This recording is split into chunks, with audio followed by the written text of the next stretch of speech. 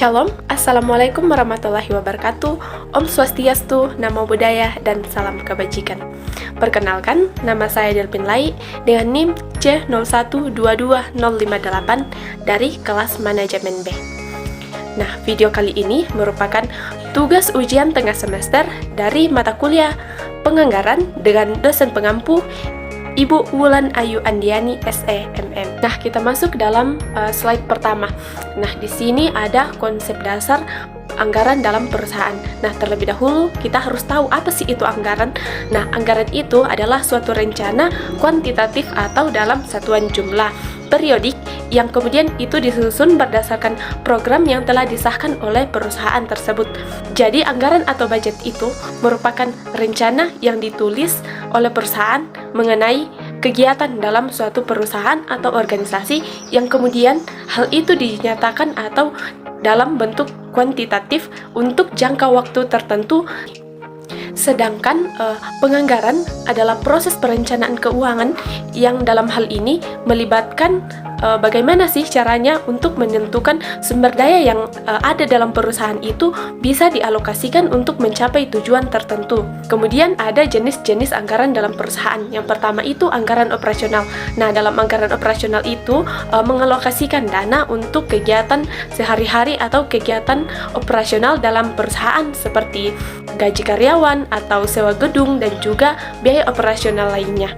Kemudian jenis yang kedua ada anggaran investasi. Nah, anggaran investasi ini menentukan alokasi untuk seperti pembelian aset jangka panjang, peralatan, properti atau pembelian saham. Kemudian anggaran modal. Nah, dalam anggaran modal ini mengatur penggunaan dana untuk proyek besar yang dalam hal ini bertujuan untuk meningkatkan kapasitas atau kemampuan organisasi atau perusahaan seperti pembangunan dan juga pembelian gedung baru. Kita masuk dalam pembahasan yang kedua yaitu tentang ramalan penjualan atau ramalan jual. Jadi ramalan penjualan adalah proses untuk memperkirakan pendapatan atau penjualan di masa depan dengan memprediksi jumlah produk atau jumlah layanan yang akan dijual oleh unit penjualan. Unit penjualan itu seperti tenaga kerja, tim penjualan, atau perusahaan. Itu terjadi pada periode waktu tertentu seperti minggu, atau bulan, kuartal, atau tahun berikutnya. Kemudian ada tujuan ramalan penjualan. Nah, yang pertama itu memperkirakan permintaan. Jadi, ramalan penjualan itu bisa membantu perusahaan untuk memahami permintaan produk atau layanan di masa yang akan datang. Kemudian yang kedua yaitu perencanaan produksi. Nah, dengan adanya ramalan penjualan ini, kita bisa memberikan informasi untuk merencanakan produksi dan persediaan yang tepat dalam perusahaan.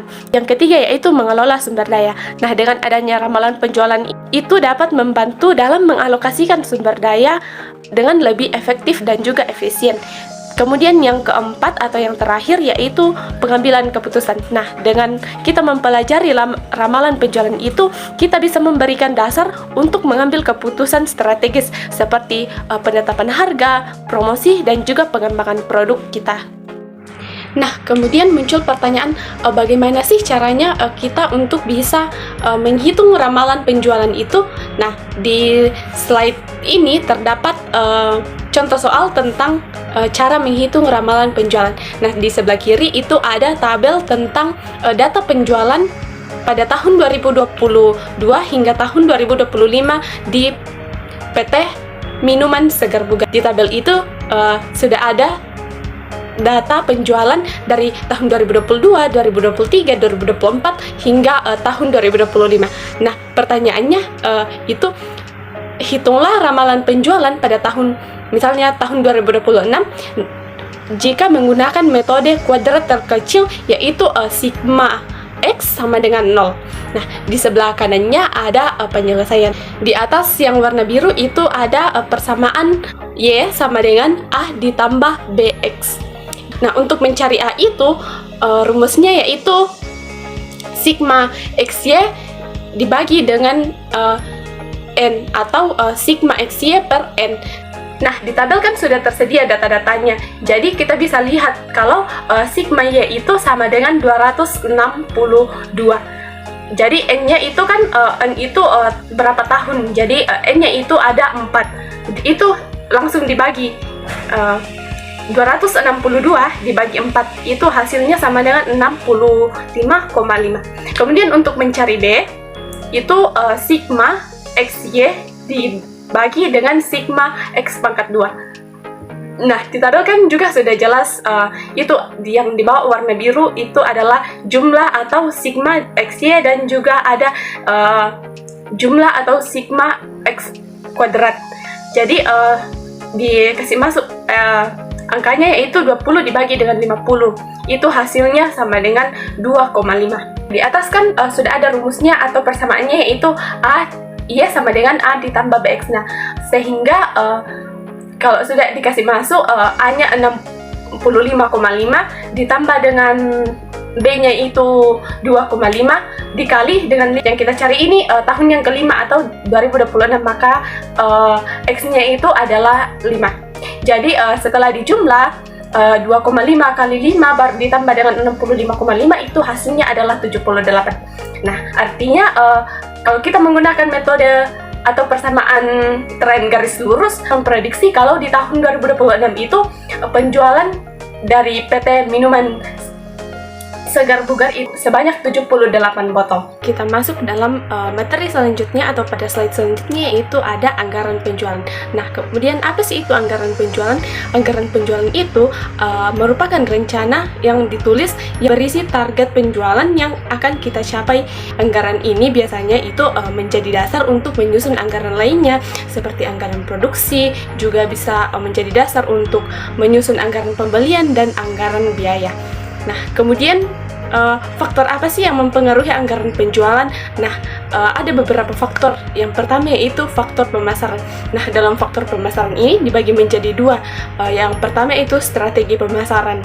Strategi pemasaran yang ditetapkan oleh perusahaan seperti promosi, iklan, dan penempatan produk itu dapat mempengaruhi target penjualan. Contohnya itu seperti kampanye pemasaran yang efektif itu bisa loh meningkatkan permintaan dan penjualan produk.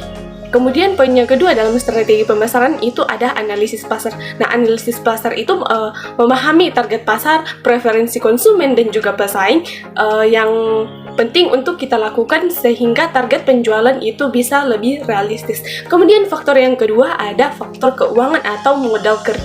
Poin yang pertama yang dibahas dalam faktor keuangan atau modal kerja yaitu ketersediaan modal. Nah, modal kerja yang cukup itu diperlukan untuk membiayai kegiatan operasional seperti pembelian bahan baku, juga untuk produksi dan pemasaran. Kemudian yang kedua yaitu akses terhadap pendanaan. Akses pendanaan itu seperti apa? Yang itu seperti mendapatkan pinjaman atau investasi yang bisa membantu perusahaan dalam meningkatkan kapasitas produksi, serta juga bisa membantu perusahaan untuk mencapai target penjualan yang lebih tinggi. Faktor yang ketiga ada faktor ekonomis. Nah, faktor ekonomis ini dibagi lagi menjadi dua poin. Yang pertama yaitu kondisi ekonomi makro. Nah, kondisi ekonomi makro seperti inflasi, suku bunga, dan pertumbuhan ekonomi itu dapat mempengaruhi daya beli konsumen. Di poin yang kedua yang dibahas ada kondisi pasar. Permintaan dan penawaran produk di pasar itu bisa dan sangat-sangat mempengaruhi target penjualan. Kemudian di faktor yang keempat ada faktor teknis. Poin yang pertama ada kapasitas produksi. Nah, dalam kapasitas produksi itu apakah kapasitas produksi perusahaan kita itu bisa memenuhi target penjualan yang diterapkan atau tidak. Poin selanjutnya itu ketersediaan bahan baku dan tenaga kerja. Nah, ketersediaan bahan baku dan tenaga kerja yang cukup sangat mendukung kita untuk mencapai target penjualan. Kemudian faktor yang kelima yaitu kebijakan perusahaan.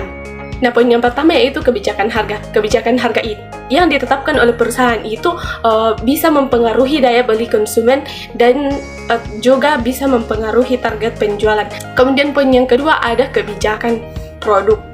Kebijakan perusahaan yang terkait dengan pengembangan produk yang baru, inovasi, dan kualitas produk itu dapat mempengaruhi target penjualan. Kemudian faktor yang terakhir yaitu faktor perkembangan penduduk. Nah, di sini juga dibahas tentang dua poin yaitu peningkatan angka kelahiran dan juga perubahan struktur dari penduduk itu sendiri.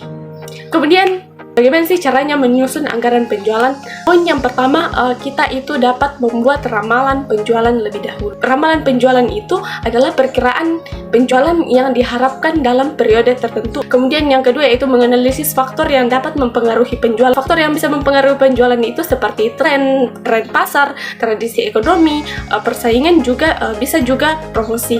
Kemudian poin yang ketiga itu menentukan target penjualan. Nah, menentukan target penjualan yang realistis dan terukur itu harus berdasarkan dari ramalan penjualan yang telah kita lakukan sebelumnya. Langkah yang keempat yaitu membuat rencana penjualan. Nah, dalam membuat rencana penjualan itu kita harus menentukan strategi penjualan apa yang akan kita gunakan untuk bisa mencapai target yang telah kita tentukan. Langkah yang kelima yaitu memantau dan juga mengevaluasi rencana penjualan yang telah kita lakukan sebelumnya. Anggaran produk. Nah, anggaran produk ini membantu perusahaan untuk merencanakan dan juga membantu perusahaan untuk mengendalikan proses produksi supaya sesuai dengan target penjualan yang ditentukan oleh perusahaan itu sendiri. Nah, kemudian di sebelahnya ada yang dalam kotak orange, cara menyusun anggaran produk. Nah, yang pertama, kalau kita menyusun anggaran produk itu, kita harus mengutamakan stabilitas produk. Nah, stabilitas produk itu yang seperti apa? Stabilitas produk itu fokus pada menjaga kualitas produk supaya tetap konsisten. Kemudian yang kedua yaitu penekanan pada bahan baku yang berkualitas tinggi dan proses produksi yang terstandarisasi. Nah, kemudian di poin yang kedua ada mengutamakan stabilitas sediaan. Nah, mengutamakan stabilitas sediaan itu artinya fokus pada mempertahankan jumlah persediaan yang stabil sehingga kalau cari orang toh ada terus persediaan tak. Contohnya itu seperti produk elektronik atau juga produk bahan baku industri. Nah, kemudian di poin yang ketiga di slide ada gabungan stabilitas produk dan sediaan. Nah, artinya yaitu kita harus seimbangkan antara kualitas produk dan juga jumlah sediaan kita. Jangan sampai jumlah persediaan kita oke, tapi kualitas produk kita tidak bagus. Nah, contohnya itu seperti di produk fashion dan juga makanan olahan. Nah, persediaan makanan kita harus bagus dan juga bahan yang kita gunakan harus berkualitas.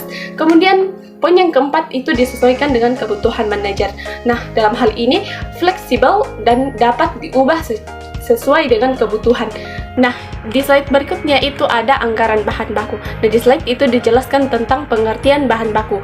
Jadi, anggaran bahan baku itu merupakan rencana tertulis yang berisi tentang rincian kebutuhan, pembelian, dan penggunaan bahan baku dalam proses produksi selama periode tertentu. Nah, anggaran bahan baku ini penting untuk memastikan ketersediaan bahan baku yang cukup, pengendalian biaya produksi, meningkatkan efisiensi operasional dalam perusahaan. Nah, di sebelah kiri ada tujuan penyusunan anggaran bahan baku. Jadi, tujuannya ada beberapa poin, yaitu yang pertama, mengetahui kualitas bahan baku yang kita gunakan. Nah, dengan menyusun anggaran bahan baku itu, kita bisa tahu kualitas bahan baku yang kita gunakan atau kita butuhkan dalam produksi kita. Jadi kita bisa tahu apakah bahan baku ini bagus atau tidak, atau kurang bagus begitu. Kemudian di poin yang kedua ada mengetahui harga bahan baku.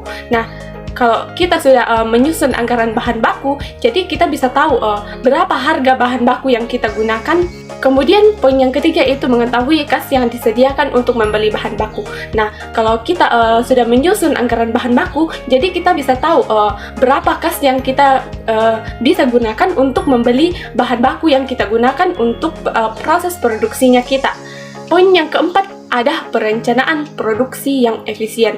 Nah, kalau kita menyusun anggaran bahan baku, anggaran yang kita gunakan jika itu baik, itu bisa membantu perusahaan untuk merencanakan produksi yang lebih efisien. Poin selanjutnya itu pengendalian biaya. Dengan menyusun anggaran bahan baku, itu perusahaan dapat meminimalkan pemborosan dan juga memastikan penggunaan sumber daya secara optimal. Poin selanjutnya itu pengambilan keputusan yang lebih baik. Nah, tentu saja dalam penyusunan anggaran bahan baku itu kita bisa mempertimbangkan informasi-informasi yang terkumpul dalam penyusunan anggaran itu sehingga manajemen itu dapat mengambil keputusan yang lebih baik.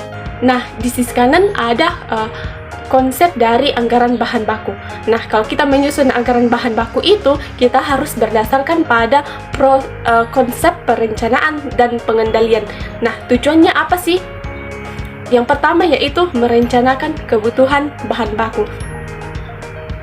Nah, dengan menentukan jumlah bahan baku yang kita butuhkan dalam anggaran bahan baku itu, kita bisa mencapai target produksi yang kita inginkan. Kemudian poin yang kedua yaitu mengendalikan pembelian bahan baku.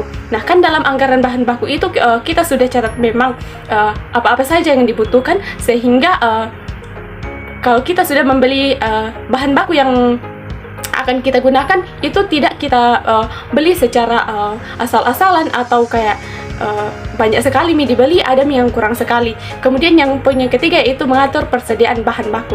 Nah, dalam hal ini menjaga persediaan bahan baku untuk mencukupi kebutuhan produksi, sehingga itu tidak menimbulkan biaya penyimpanan yang berlebihan. Kita masuk dalam anggaran biaya dan anggaran beban. Nah, di slide kan dijelaskan apa pengertian biaya dan apa pengertian beban. Kenapa anggaran ini penting?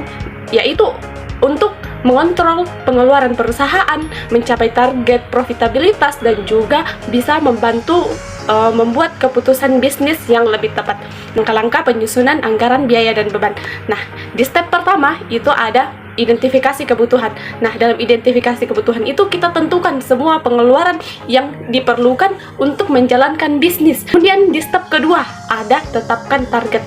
Nah, di sini kita harus tentukan memang target profitabilitas dan pendapatan yang ingin kita capai di masa yang akan datang. Kemudian step ketiga, kumpulkan data. Nah, setelah itu kita harus gunakan data historis, analisis pasar, dan perkiraan penjualan untuk membuat estimasi pengeluaran dalam perusahaan kita. Step keempat, alokasi sumber daya. Nah, di sini kita harus tetapkan memang nih alokasi anggaran kita untuk setiap aktivitas bisnis kita atau untuk setiap produksi dalam perusahaan kita. Step kelima, evaluasi dan revisi anggaran laba rugi. Nah, anggaran laba rugi itu adalah perkiraan pendapatan dan juga perkiraan pengeluaran perusahaan dalam suatu periode waktu tertentu. Dijelaskan tentang elemen utama dalam anggaran laba rugi. Pertama yaitu pendapatan. Nah, pendapatan dalam anggaran laba rugi itu merupakan penerimaan yang diharapkan dari penjualan produk atau jasa. Poin berikutnya yaitu biaya pokok penjualan atau HPP. Berikutnya yaitu biaya operasional. Nah, dalam anggaran laba rugi, biaya operasional itu merupakan biaya yang dikeluarkan untuk menjalankan bisnis, seperti biaya gaji, biaya sewa, dan juga biaya pemasaran. Kemudian di sampingnya dijelaskan tentang tujuan anggaran laba rugi. Nah, yang pertama itu perencanaan. Nah, dalam anggaran laba rugi menentukan target pendapatan dan pengeluaran untuk periode yang mendatang. Kemudian yang kedua yaitu kontrol. Nah, dalam penyusunan anggaran laba rugi, kontrol itu membandingkan kinerja aktual dengan rencana yang mengidentifikasi penyimpangan dan pengambilan tindakan secara korektif. Kemudian poin yang ketiga yaitu pengambilan keputusan. Nah, pengambilan keputusan memberikan informasi yang penting untuk pengambilan keputusan yang strategis, seperti penentuan harga, investasi, dan pengembangan produk. Kemudian poin selanjutnya yaitu motivasi. Nah, dalam penyusunan anggaran laba rugi, motivasi itu dalam penyusunan anggaran laba rugi itu meningkatkan motivasi karyawan dengan memberikan target yang jelas dan juga target yang terukur.